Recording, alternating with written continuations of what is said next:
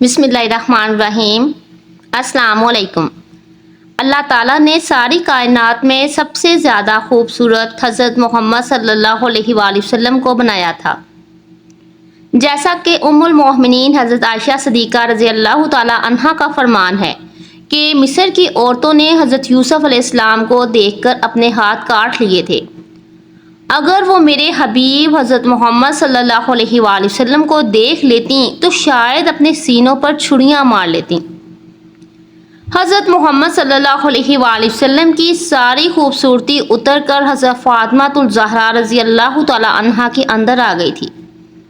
इसीलिए जो भी हज़रत फ़ातिमा रज़ी अल्लाह तआला अन्हा को देखता तो हैरान रह जाता, क्योंकि हज़रत फ़ातिमा रज़ी अल्लाह तआला अन्हा के पाकीज़ा इखलाक और उनकी खूबसूरती के चर्चे हर ज़बान पर रहते। हज़रत फ़ातिमा रज़ी अल्लाह तआला अन्हा की पैदाइश हज़रत मोहम्मद सल्लल्लाहु अलैहि वसल्लम के नबूवत के ऐलान के 5 साल बाद हुई। उस वक्त मक्का के काफिर हज़रत मोहम्मद सल्लल्लाहु अलैहि वसल्लम को दिन रात परेशान किया करते थे और आप सल्लल्लाहु अलैहि वसल्लम के घर के सामने कूड़ा डाल देते। आप सल्लल्लाहु अलैहि वसल्लम बाहर निकलते तो वो जालिम सर पर मिट्टी फेंक देते और कभी आप सल्लल्लाहु अलैहि वसल्लम को पीछे से धक्का देकर गिरा देते। हज़रत फ़ातिमा ज़हरा रज़ी अल्लाह तआला अन्हा धीरे धीरे बड़ी हो रही थी और अपने वालिद हज़रत मोहम्मद सल्लल्लाहु अलैहि वसल्लम पर पड़ने वाली इन सभी मुसीबतों को अपनी आंखों से देख रही थी। अभी हज़रत फ़ातिमा ज़हरा रज़ी अल्लाह तआला अन्हा की उम्र सिर्फ 5 साल ही थी कि एक दिन अचानक उनकी वालदा हज़रत खदीजा रज़ी अल्लाह तआला अन्हा का इंतकाल हो गया।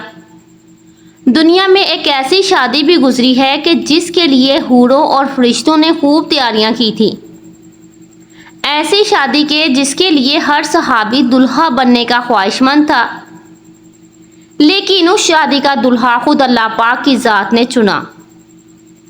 मोहतरम नाज़रीन, आपने बहुत सी शादियां देखी होंगी, लेकिन आप उस तकरीब का तसव्वुर भी नहीं कर सकते कि जिसमें हज़रत मोहम्मद सल्लल्लाहु अलैहि वसल्लम की लगते जिगर की शादी की गई। अल्लाह की कसम, दुनिया भर में कोई भी ऐसी तकरीब ना होगी।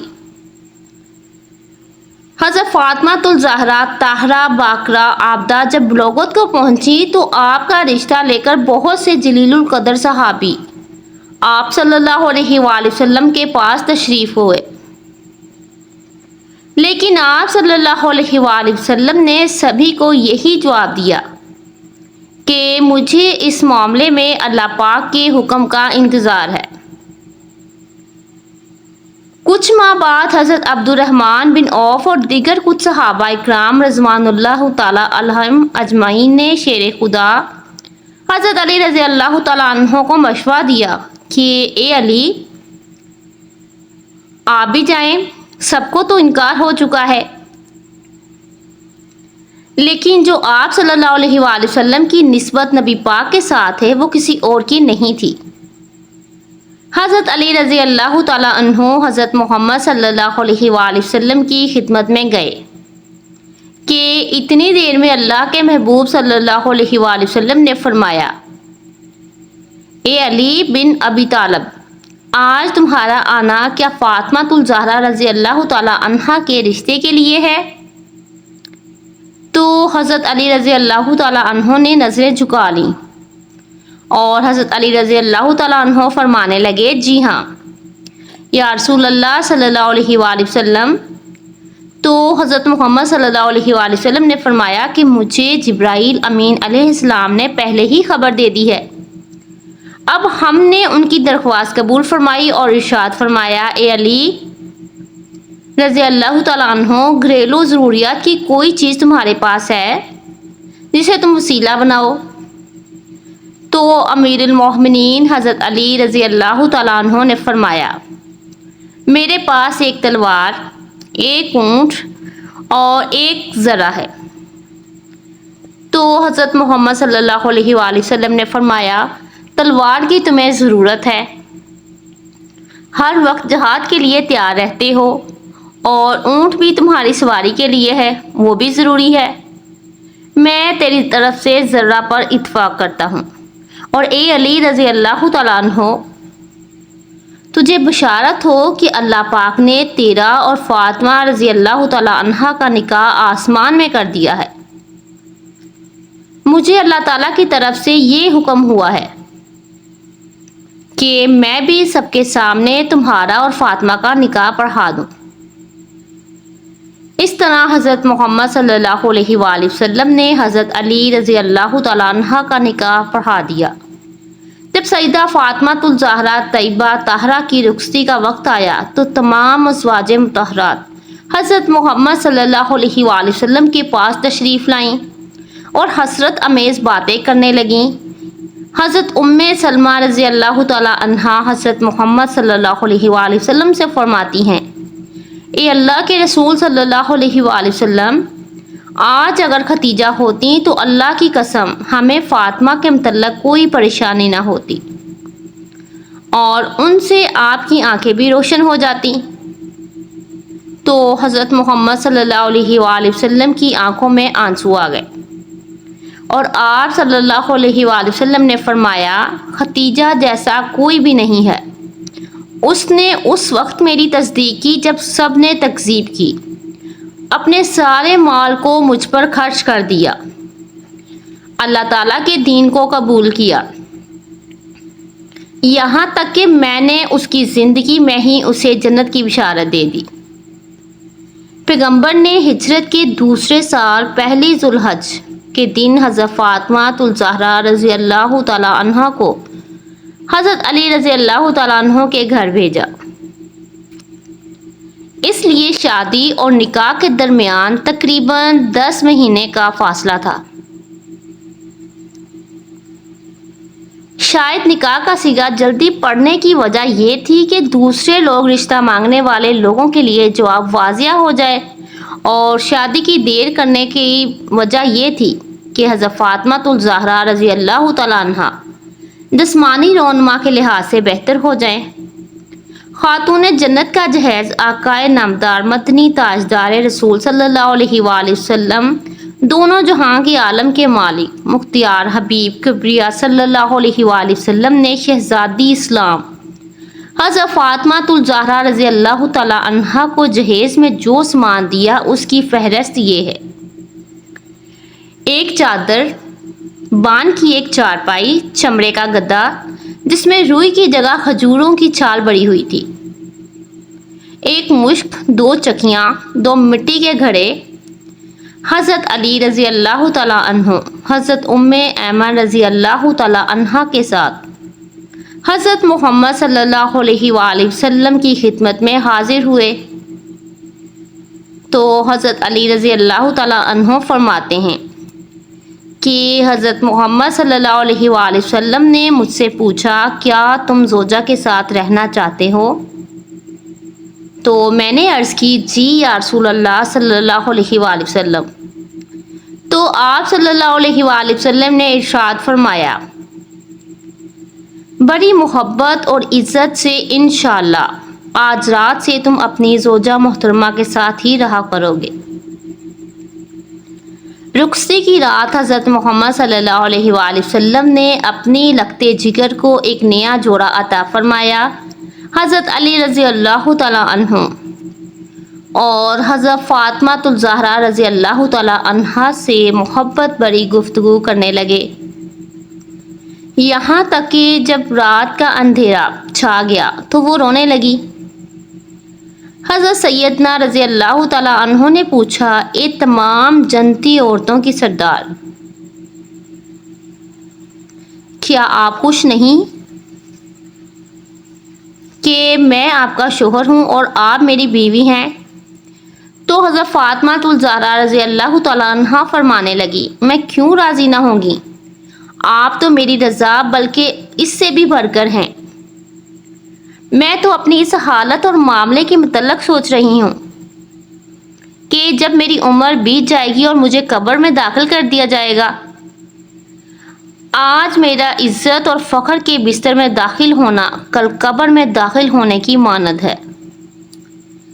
آج رات ہم اپنے رب الذوالجلال کی بارگاہ میں کھڑے ہو کر عبادت کریں گے کہ وہی عبادت کا زیادہ حق رکھتا ہے۔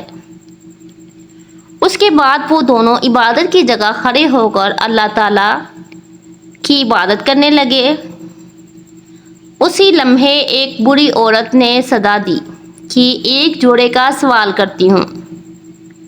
تو حضرت سیدہ فاطمہ الزہرا رضی اللہ تعالی عنہا نے یہ سنا تو آپ قرآن کی آیت یاد آ گئی کہ تم ہرگز نیکی کی منزل تک نہیں پہنچ سکتے جب تک کہ اپنی محبوب چیزوں میں سے راہ خدا میں انفاق نہ کرو۔ تو آپ رضی اللہ تعالیٰ عنہ نے شب زواف میں ہی اپنی شادی والا جوڑا جو حضرت محمد صلی اللہ علیہ وآلہ وسلم نے انہیں دیا تھا اس بڑھیا سائل کو دے دیا۔ اللہ اکبر۔ چنانچہ حق زوجیت ادا کرنے سے پہلے ابتدائی 3 دن ان دونوں مقدس ہستیوں نے دن روزے میں اور رات عبادت الہی میں بسر کیے۔ شادی کے کچھ ہی عرصے بعد حضرت محمد صلی اللہ علیہ وآلہ وسلم حضرت فاطمہ الزہرا رضی اللہ تعالی عنہا کی جدائی اور دوری کی وجہ سے پریشان رہنے لگے۔ اس لیے سوچا کہ بیٹی اور داماد کو گھر میں ہی جگہ دے دی جائے۔ حضرت حارث بن نعمان رضی اللہ تعالی عنہ جو کہ جلیل القدر صحابی تھے، جب ان کو اس بات کا پتہ چلا تو آپ صلی اللہ علیہ وآلہ وسلم کے پاس تشریف لائے اور کہا، خدا کی قسم میں چاہتا ہوں کہ میرے جو گھر آپ صلی اللہ علیہ وآلہ وسلم کے ساتھ ہیں وہ آپ لے لیں۔ تو آپ صلی اللہ علیہ وآلہ وسلم فرمانے لگے، اللہ تمہیں اس کا اجر دے۔ اس طرح سے حضرت علی رضی اللہ تعالی عنہ اور حضرت فاطمہ الزہرا رضی اللہ تعالی عنہ رسول خدا کے ہمسائے بن گئے۔ حضرت محمد صلی اللہ علیہ وآلہ وسلم نے حضرت فاطمہ الزہرا رضی اللہ تعالی عنہا کے بارے میں فرمایا کہ میری بچی فاطمہ میرے جگر کا ٹکڑا ہے، جس نے میری بچی کو رلایا اس نے مجھے رلایا، اور جس نے میری بچی کو خوش کیا اس نے مجھے خوش کیا۔ ایک اور حدیث میں ہے کہ حضرت محمد صلی اللہ علیہ وآلہ وسلم نے فرمایا کہ میری بیٹی کا نام فاطمہ اس وجہ سے رکھا گیا ہے کیونکہ اللہ نے اسے جہنم سے بچا لیا ہے، اور جو بھی میری بچی فاطمہ سے محبت کرے گا اللہ پاک اسے بھی جہنم سے بچا لے گا۔ حضرت علی رضی اللہ تعالیٰ عنہ سے حضرت محمد صلی اللہ علیہ وآلہ وسلم فرمایا کرتے تھے کہ اے علی تو میرے بھائی جیسا ہے، جنت میں تیرا گھر میرے گھر کے سامنے ہوگا۔ حضرت فاطمہ الزہرا رضی اللہ تعالیٰ عنہا سے نکاح کے کچھ سالوں بعد حضرت علی رضی اللہ تعالیٰ عنہ نے چاہا کہ وہ ابو جہل کی بیٹی سے بھی نکاح کر لیں، لیکن حضرت محمد صلی اللہ علیہ وآلہ وسلم کو جیسے ہی اس بات کی خبر ہوئی تو حضرت علی رضی اللہ تعالیٰ عنہ کو سختی سے منع فرمایا کہ میں کسی حال میں بھی علی کو اجازت نہیں دیتا کہ میری بیٹی فاطمہ کی موجودگی میں وہ کسی اور لڑکی سے شادی کرے، کیونکہ میری بچی فاطمہ میرے جگر کا ٹکڑا ہے، اور جس نے اسے تکلیف دی اس نے مجھے تکلیف دی، اور جس نے اسے خوش رکھا اس نے مجھے خوش رکھا۔ اسی لیے حضرت علی رضی اللہ تعالیٰ عنہ نے ساری زندگی حضرت فاطمہ الزہرا رضی اللہ تعالیٰ عنہا کی موجودگی میں کسی اور لڑکی سے شادی نہ کی۔ حضرت علی رضی اللہ تعالیٰ عنہ فرماتے ہیں کہ جب ہم حضرت محمد صلی اللہ علیہ وآلہ وسلم کو دفن کر رہے تھے تو ایک اعرابی آ کر حضرت محمد صلی اللہ علیہ وآلہ وسلم کی تربت انور پر لیٹ گیا اور کہتا تھا، یا رسول اللہ صلی اللہ علیہ وآلہ وسلم، آپ صلی اللہ علیہ وآلہ وسلم نے حکم دیا اور ہم نے سنا۔ آپ صلی اللہ علیہ وآلہ وسلم نے قرآن پاک اللہ تعالیٰ سے سیکھا اور ہم نے آپ صلی اللہ علیہ وآلہ وسلم کی ذات گرامی سے سیکھا۔ اللہ تعالیٰ نے فرمایا، اگر یہ لوگ اپنے نفسوں پر ظلم کرے تو آپ صلی اللہ علیہ وآلہ وسلم کی خدمت میں حاضر ہو کر اللہ تعالیٰ سے استغفار کریں اور اللہ کا رسول ان کی بخشش طلب کرے تو وہ اللہ تعالیٰ کو توبہ قبول کرنے والا اور رحم کرنے والا پائیں گے انشاءاللہ۔ ہم نے اپنی جانوں پر ظلم کیا اور آپ صلی اللہ علیہ وآلہ وسلم کی بارگاہ میں حاضر ہوئے ہیں تاکہ آپ صلی اللہ علیہ وآلہ وسلم ہماری بخشش طلب کریں۔ اسی وقت قبر عطر سے آواز آئی، تم بخشے گئے ہو۔ آپ رضی اللہ تعالیٰ عنہ کی عمر مبارک 10 سال تھی کہ جب حضرت محمد صلی اللہ علیہ وآلہ وسلم نے اعلان نبوت فرمایا، جس پر حضرت علی رضی اللہ تعالیٰ عنہ نے فوری لبیک کہا۔ بعض نے 9 سال اور بعض نے 8 برس یا اس سے بھی کم روایت کی ہے۔ جس روز سرکار مدینہ صلی اللہ علیہ وآلہ وسلم نے ہجرت فرمائی تو آپ رضی اللہ تعالیٰ عنہ کو اپنے بستر پر سونے کا حکم دیا اور فرمایا، میرے بعد کفار مکہ کی امانتیں لوٹا کر آنا۔ آپ صلی اللہ علیہ وآلہ وسلم نے اللہ کے نبی صلی اللہ علیہ وآلہ وسلم کے حکم کی تعمیل فرمائی۔ عجب بات تو یہ ہے، تلواروں کی چھاؤں میں آپ رضی اللہ تعالیٰ عنہ اتنی سکون کی نیند سوئے کہ ایسی نیند پھر آپ رضی اللہ تعالیٰ عنہ کو کبھی نہ آ سکی، چونکہ آپ جانتے تھے کہ آج رات موت نہیں آ سکتی۔ آپ رضی اللہ تعالیٰ عنہ جیسا بہادر پورے ارم و عجم میں نہیں تھا۔ آپ رضی اللہ تعالیٰ عنہ کی ہیبت بدبدے سے بڑے بہادر لرزہ برآمد تھے۔ آپ رضی اللہ تعالیٰ عنہ نے تمام غزوات میں سوائے غزوہ تبوک کے نبی کریم صلی اللہ علیہ وآلہ وسلم کے ساتھ شرکت فرمائی، چونکہ غزوہ تبوک میں سرکار دو عالم نے آپ کو اپنا خلیفہ بنا کر مدینہ منورہ میں چھوڑا تھا۔ 10 ہجری میں سرکار دو عالم کے حکم سے آپ یمن کے سفر بن کر اہل یمن کو دعوت اسلام دینے لگے، جہاں کثیر تعداد نے دین حق قبول کیا۔ قدرت نے آپ رضی اللہ تعالیٰ عنہ کو بہت سی خصوصیت عطا فرمائی۔ آپ فن و کتابت کے بھی ماہر تھے۔ آپ رضی اللہ تعالیٰ عنہ کے ہاتھ کا لکھا ہوا قرآن پاک آج بھی ایران میں امام رضا کے عجائب گھر میں موجود ہے۔ آپ بہترین قاضی تھے۔ آپ رضی اللہ تعالیٰ عنہ کے فیصلے آج بھی دنیا کی عدالتوں میں اتھارٹی کے طور پر استعمال ہوتے ہیں۔ آپ رضی اللہ تعالیٰ عنہ نے لوگوں کو قرآن پاک کے ساتھ ساتھ سابقہ کتب آسمانی اور صحیفوں کا علم بھی بڑھایا۔ آپ رضی اللہ تعالیٰ عنہ نے علم قرات، علم العداد، علم الفراز، علم کلام، علم خطابت، علم معنی بیان، علم منطق، علم صرف، علم لغت، علم فقہ، علم نفسیات اور علم حکومت رانی میں وہ انمول موتی سپرد انسانیت کیے کہ رہتی دنیا تک زیادہ حق و صداقت پر چلنے والوں کے لیے مشعل راہ کے طور پر رہنمائی کرتے رہیں گے۔ مسند خلافت پر بیٹھنے کے بعد کسی سے انتقام لینے کی بجائے اسلام کے تحفظ کے لیے کوشاں رہیں۔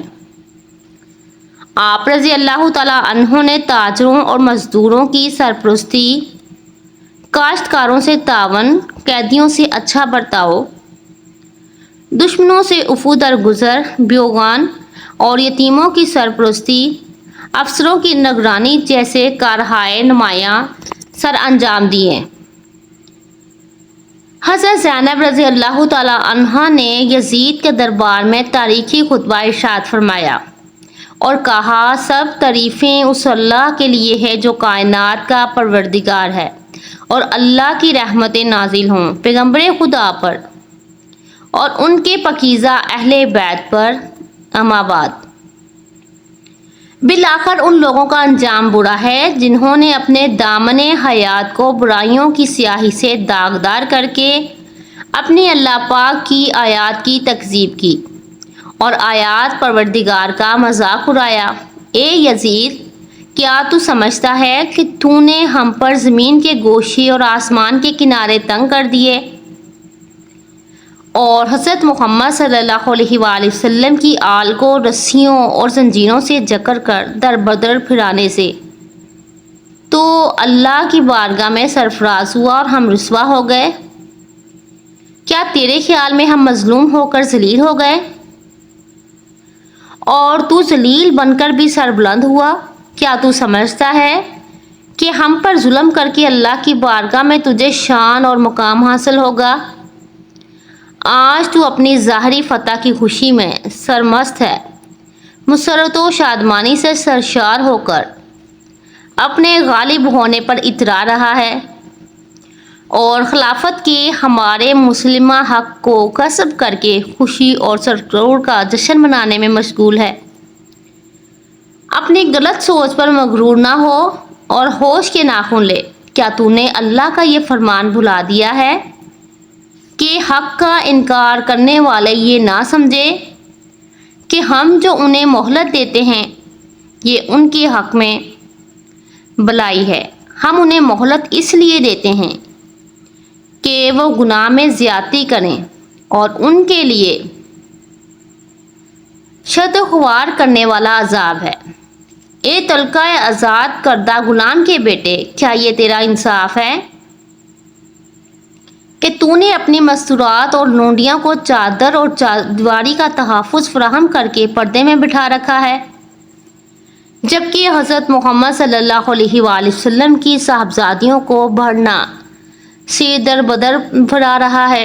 اے یزید، یاد رکھ کہ اللہ آل رسول کا تجھ سے انتقام لے کر ان مظلوموں کا حق انہیں دلائے گا اور انہیں امن اور سکون کی نعمت سے مالا مال فرمائے گا۔ اللہ تعالیٰ کا فرمان ہے کہ جو لوگ اللہ تعالیٰ کی راہ میں مارے گئے انہیں مردہ نہ سمجھو، بلکہ وہ زندہ ہے اور اپنے رب کے ہاں رزق پا رہے ہیں۔ افسوس تو اس بات کا ہے کہ شیطان کے ہم نوا اور بدنام لوگوں نے رحمان کے سپاہیوں اور پاک باز لوگوں کو تہ تہ کر ڈالا اور ابھی تک اس شیطانی ٹولے کے ہاتھوں سے ہمارے پاک خون کے قطرے ٹپک رہے ہیں۔ تو نے جس گنہونے جرم کا ارتکاب کیا ہے اس کا بدنما داغ اپنے دامن سے نہ دھو پائے گا۔ اب تیری حکومت کی گنتی کے چند دن رہ گئے ہیں، تیرے سب ساتھی تیرے ساتھ چھوڑ جائیں گے، تیرے پاس اس دن کی حسرت اور پریشانی کے سوا کچھ بھی نہیں بچے گا جب منادی کہے گا ظالموں ستم گر لوگوں پر اللہ کی لعنت ہے۔ یزید نے کچھ دن بعد ان خواتینوں کو ایک صحابی رسول حضرت نعمان بن بشیر رضی اللہ تعالیٰ عنہ کی نگرانی میں انہیں مدینہ منورہ روانہ کر دیا۔ سانحہ کربلا اور اہل بیت کے قافلے کی آمد کی اطلاع بھی موصول ہو چکی تھی، چنانچہ اہل مدینہ نے شہر سے باہر نکل کر قافلے کا استقبال کیا۔ نہایت پرسوز منظر تھا، ہر شخص اشک بار تھا۔ قافلے میں شامل خواتین غم سے نڈھال تھیں۔ دوسرے دن حضرت زینب رضی اللہ تعالیٰ عنہا نے روضہ مبارک پر حاضری دی اور درود و سلام کے بعد سانحہ کا سارا واقعہ پیش کیا۔ ایک روایت میں ہے کہ جس وقت قیدیوں کو دمشق لایا گیا تھا تو اس وقت ایک عورت یزید کی بیوی ہند کے پاس آئی اور اس سے کہا کہ اے ہند، ابھی کچھ قیدی آئے ہیں، انہیں دیکھ کر دل دہل اٹھتا ہے، آؤ وہیں چلے۔ ہند اٹھی اور اس نے ایک عمدہ لباس زیب تن کیا اور اپنا سر ڈھانپا، چادر اوڑھی اور اس مقام پر آئی اور اس نے خادمہ کو حکم دیا کہ کرسی لائی جائے۔ جب وہ کرسی پر بیٹھ گئی تو حضرت زینب رضی اللہ تعالیٰ عنہا کی نظر اس پر پڑی۔ آپ رضی اللہ تعالیٰ عنہا نے غور سے اس کی طرف دیکھا تو اسے پہچان لیا اور اپنی بہن ام کلثوم رضی اللہ تعالیٰ عنہا سے کہا، بہن کیا آپ نے اس عورت کو پہچان لیا ہے؟ تو حضرت ام کلثوم رضی اللہ تعالیٰ عنہا نے جواب دیا کہ نہیں، میں نے اسے نہیں پہچانا۔ حضرت زینب رضی اللہ تعالیٰ عنہا نے فرمایا، یہ ہماری کنیز ہند بنت عبداللہ ہے جو ہمارے گھر میں کام کاج کیا کرتی تھی۔ حضرت زینب رضی اللہ تعالیٰ عنہا کی بات سن کر جناب ام کلثوم رضی اللہ تعالیٰ عنہا نے اپنا سر نیچے کر لیا اور حضرت زینب رضی اللہ تعالیٰ عنہا نے بھی اپنا سر جھکا لیا تاکہ ہند ان کی طرف متوجہ نہ ہو، لیکن ہند ان دونوں کو غور سے دیکھ رہی تھی۔ اس نے آگے بڑھ کر پوچھا، آپ نے آپس میں کیا گفتگو کی ہے؟ جس کے بعد پر اصرار طور پر اور خاص انداز میں اپنے سر جھکا لیے ہیں، کوئی خاص بات ہے کیا؟ تو حضرت زینب رضی اللہ تعالیٰ عنہا نے کوئی جواب نہ دیا اور خاموش کھڑی رہیں۔ ہند نے پھر پوچھا، یہ مستورات آپ کس علاقے سے ہیں؟ اب حضرت زینب رضی اللہ تعالیٰ عنہا خاموش نہ رہ سکی اور فرمایا، ہم مدینے کے رہنے والے ہیں۔ ہند نے مدینہ منورہ کا نام سنا تو اپنی کرسی چھوڑ دی اور احترام سے کھڑی ہو گئی اور پوچھنے لگی، بہن کیا آپ مدینے والوں کو جانتی ہیں؟ حضرت زینب رضی اللہ تعالیٰ عنہا نے فرمایا، تم کن مدینے والوں کے بارے میں دریافت کرنا چاہتی ہو؟ ہند نے کہا کہ میں حضرت علی رضی اللہ تعالیٰ عنہ کے گھرانے کے متعلق پوچھنا چاہتی ہوں۔ حضرت علی رضی اللہ تعالیٰ عنہ کے گھرانے کا نام لے کر ہند کی آنکھوں میں سے محبت کے آنسو جاری ہو گئے اور کہنے لگی، میں اس گھرانے کی خادمہ تھی اور وہاں کام کاج کیا کرتی تھی، مجھے اس گھرانے سے بہت محبت تھی۔ حضرت زینب رضی اللہ تعالیٰ عنہ نے پوچھا، تم اس گھرانے کے کن افراد کو جانتی ہو اور کن کے متعلق دریافت کرنا چاہتی ہو؟ ہند نے کہا کہ میں حضرت علی رضی اللہ تعالیٰ عنہ کی اولاد کا حال معلوم کرنا چاہتی ہوں، حضرت حسین اور اولاد حسین اور علی کی پاک باز لڑکیوں کا حال معلوم کرنا چاہتی ہوں۔ خاص طور پر میں اپنی آقا زادیوں زینب اور ام کلثوم رضی اللہ تعالیٰ عنہا کی خیریت دریافت کرنا چاہتی ہوں۔ تو اور اسی طرح حضرت فاطمہ الزہرا رضی اللہ تعالیٰ عنہا کی اور دوسری اولاد کے متعلق معلوم کرنا چاہتی ہوں۔